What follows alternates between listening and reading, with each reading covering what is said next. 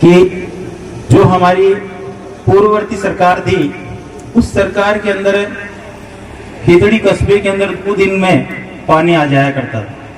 और एक उम्मीद के साथ आज हमारे खेतड़ी वासियों ने विधायक चुना, लेकिन उसके बाद से आप ये पाएंगे कि सुधार होना तो दूर की बात है, आज खेतड़ी कस्बे में 15-15 दिन में पानी आ रहा है। ये ऐसी चीजें हैं जो एक आम इंसान, देखिए लोकतंत्र के अंदर वोट तो किसी न किसी को तो देंगे और सारे तो जीत नहीं सकते, जीतेगा तो एक व्यक्ति।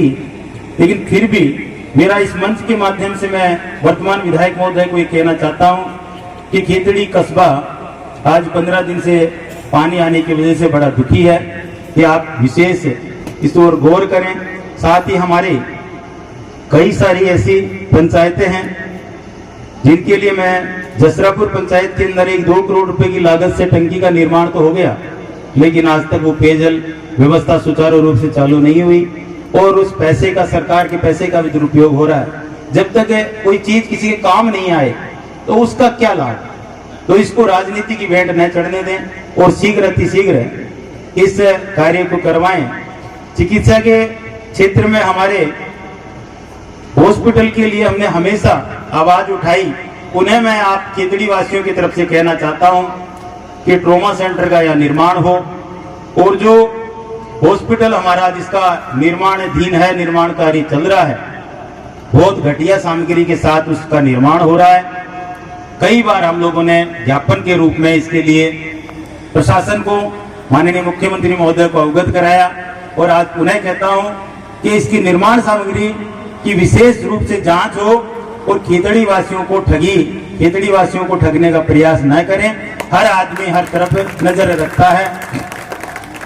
सम्मानित साथियों, शिक्षा ऐसी चीज है जो आप उसका परिणाम देख रहे हैं।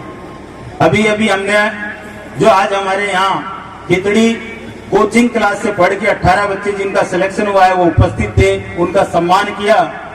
इसी के साथ में ये बात इसलिए कहना चाह रहा हूं कि जो खेतड़ी के अंदर एक महिला महाविद्यालय बबई में खुला है, इसमें खेतड़ी के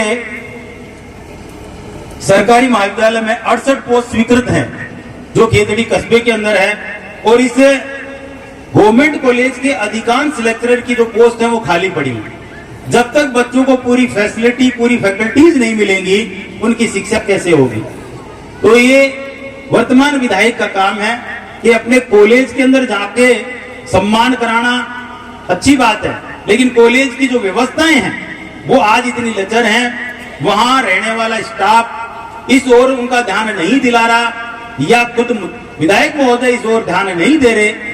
लेकिन आज इस मंच के माध्यम से मैं जरूर कहना चाहता हूं कि खेतड़ी कॉलेज के अंदर सभी प्रकार की फैकल्टीज के अंदर लेक्चरर्स की व्यवस्था कराई जाए।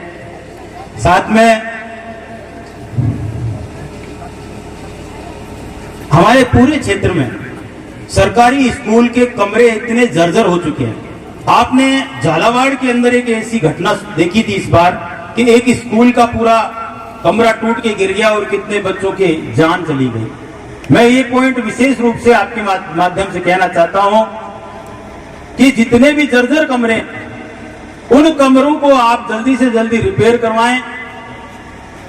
इस प्रकार की कोई घटना की पुनरावृत्ति ना हो, इसका तुरंत ध्यान दिया जाए।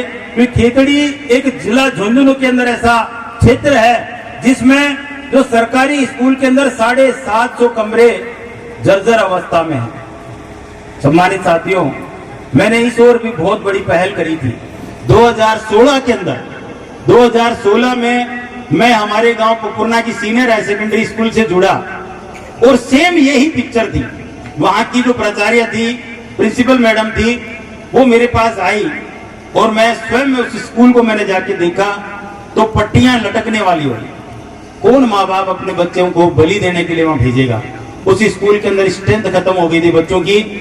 सीनियर हायर सेकेंडरी स्कूल की स्ट्रेंथ मात्र 200 के नीचे आती। मैंने तुरंत प्रभाव से उस स्कूल के कमरों का रिनोवेशन चालू किया और स्कूल का इस तरीके से काम करवाया कि आपको जान करके खुशी होगी कि वो बिल्डिंग आज की तारीख में झुंझुनू में नंबर 1 है और इसी प्रयास की वजह से आज झुंझुनू की पीएम श्री स्कूल का दर्जा उसको मिला हुआ है।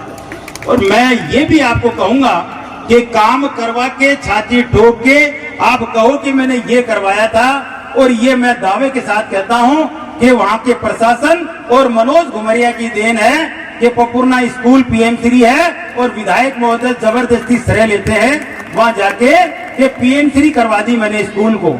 आज खेतड़ी में दुनिया भर की स्कूलें हैं, उसके अलावा एक और करवा दो, आपके आशीर्वाद से हो जाए तो भला हो जाएगा। पीएम श्री करवाने के लिए अपनी जेब से बड़ा अच्छा सारा बजट खर्च करना पड़ता है, ऐसे पीएम श्री नहीं मिलती है। तो मेरा निवेदन है कि इस प्रकार की जो भी कोई विकास से जुड़ी हुई चीजें हैं उन पे विशेष रूप से राजनीति न करें। कई पूरे खेतड़ी क्षेत्र के अंदर रास्तों की हालत बड़ी खस्ता है। सभी पंचायतें अपने अपने प्रत्याशियों को वोट डालती हैं और सबके सभी ही खेतड़ी वासी हैं। मेरा आपसे कहना है कि जितने भी जो रास्ते हैं, विशेष रूप से करमाड़ी अजीतपुरा और करमाड़ी से संजय नगर, ऐसा रास्ता है कि अगर कोई मेरी बहन की डिलीवरी होने वाली है तो आप समझ सकते हैं कि क्या परिणाम हो जाएगा। 2-2 फीट के गड्ढे उस रास्ते के अंदर हैं। ऐसे अनेक रास्तों के उदाहरण दूं, और साथ ही जो हमारे क्षेत्र के अंदर जो निर्माण कार्य चल रहे हैं, रोड के निर्माण कार्य विशेष रूप से, उनकी क्वालिटी इतनी पुअर है कि जो होलदार है उसकी मात्रा बहुत कम रखी जा रही है, और जो सड़क बनती है और विधायक महोदय पहुंचते हैं उसका उद्घाटन करने के लिए, उससे पहले सड़क उखड़ जाती है।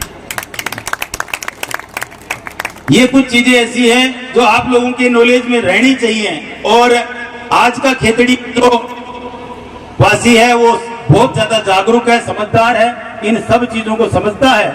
और मेरा यही कहना है कि किसी भी प्रकार से खेतड़ी वासियों को कानून व्यवस्था की स्थिति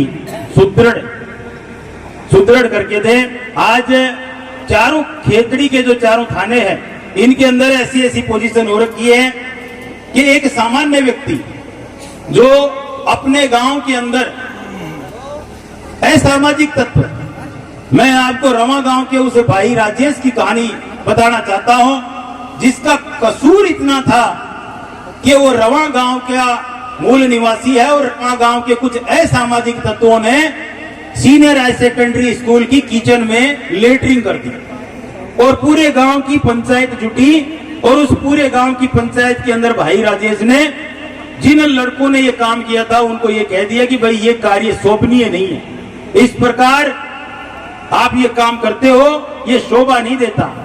उसका नतीजा देखो, राजेश को खेत में काम करते हुए को इन चारों ने इतना बुरा मारा कि एक एक पैर में 3-3 फ्रैक्चर, एक हाथ तोड़ दिया और सर में 18 टांके आए हैं। उसे मरा हुआ मृत समझ के खेत में छोड़ गए। आज ये कानून व्यवस्था खेतड़ी क्षेत्र की आपको बता रहा हूं। साथ ही साथ मैं उस घटना की तरफ भी आपका ध्यान लाना चाहता हूं जो कोपर के अंदर एक सनसनीखेज डबल मर्डर कांड हुआ था। मैं उस समय भी कहता था और आज भी कहता हूं कि यहां इस प्रकार की व्यवस्था है कि ऐसे किसी भी केस को खुलने ही नहीं दिया जाता। आप में से कितने लोग ऐसे हैं जो डबल मर्डर केस को जानते हैं?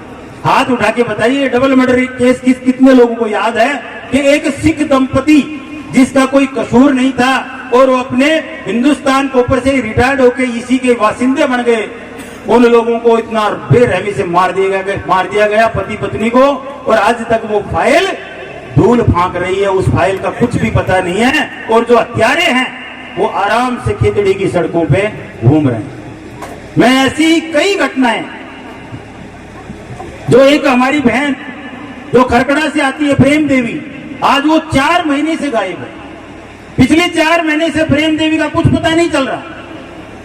पुलिस प्रशासन मुख बधिर की तरह बैठा है और ऐसा व्यवहार करता है कि किसी भी कोई भी परिजन जाता है उसको डांट फटकार के भगा दिया जाता है। ये यहाँ के कानून व्यवस्था की पोजीशन है, ये यहाँ की डेवलपमेंट की पोजीशन है। और यही सारे जितने भी जो काम है वो आप एक एक करके स्वयं देखें। मेरा कहना यही है कि विधायक महोदय वास्तविक काम करके दिखाएं, सर्व समाज का और सर्वजन का काम करें। प्रशासन की इतनी खिंचाई जरूर होनी चाहिए कि आम जन को रिलीफ मिले, आम जन को संतोष मिले। खेतड़ी के थानों के अंदर ऐसी व्यवस्था हो रखी है कि गरीब की तो बहुत मुश्किल है एफआईआर दर्ज होना, हम जैसे आदमियों को भी बहुत ताकत लगानी पड़ती है कि एफआईआर दर्ज कराने के लिए। तो यहाँ इस गुंडा राज को और इस तरह की व्यवस्था को खत्म करने के लिए साथियों कमर कस के रखनी पड़ेगी। और जब तक आपकी ताकत, आप और हम लोगों की ताकत सामने रहेगी तो सत्ता पक्ष पे प्रेशर रहेगा।